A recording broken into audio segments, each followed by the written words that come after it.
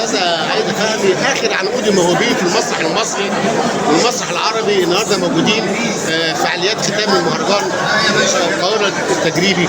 ايه رايك حضرتك في الفعاليات وتواجد بعض الثقافات المختلفه موجوده اذا كان على مستوى العرب او مستوى افريقيا او مستوى الدول الاوروبيه؟ وانا حضرتك شايف مهتم، مش هقول لك مهتم مسرح بقى لان انا مش عارف اتكلم عنك، يعني انا مهما اتكلم مش لساني يعجز يعني. انفع انطباع حضرتك. اولا كل سنه وانتم طيبين، كل سنه ومصر طيبه، كل سنه والمسرح المصري بخير وطيب. الدوره ال 30 مشرفه كالعاده.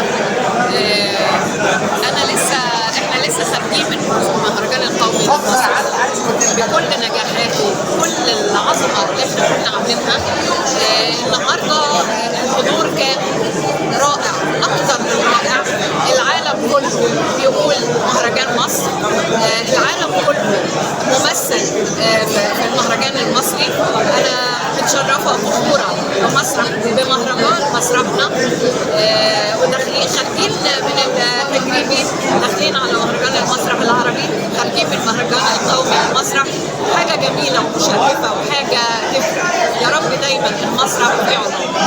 يا رب دايما وابدا. لازم نذكر اصحاب الفضل في المهرجانات، مهرجان القومي للمسرح الدكتور اشرف زكي، مهرجان التجريبي فوزي، وطبعا وزير فرج حسني، هم اللي اسسوا الناس دي.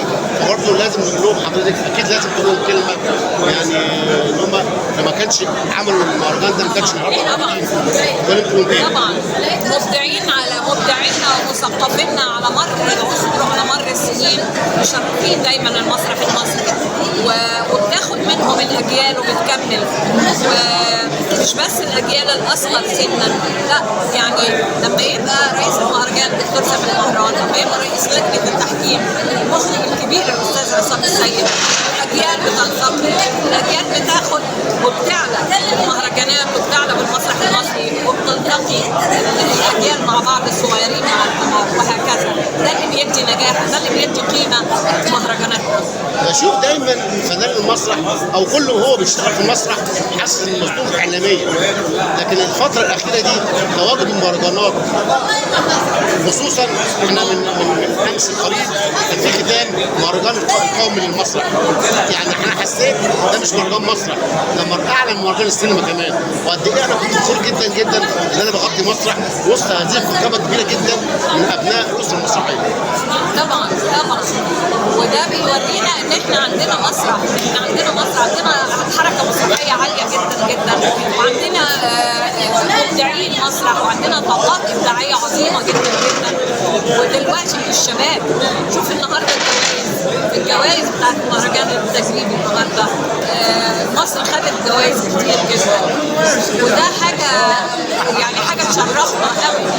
مهرجان دولي الشباب المسرحيين يفوزوا بمعظم الجوائز، حاجه عظيمه جدا جدا. انا عينيا دمعت وانا بتفرج. انا بشكر حضرتك جدا على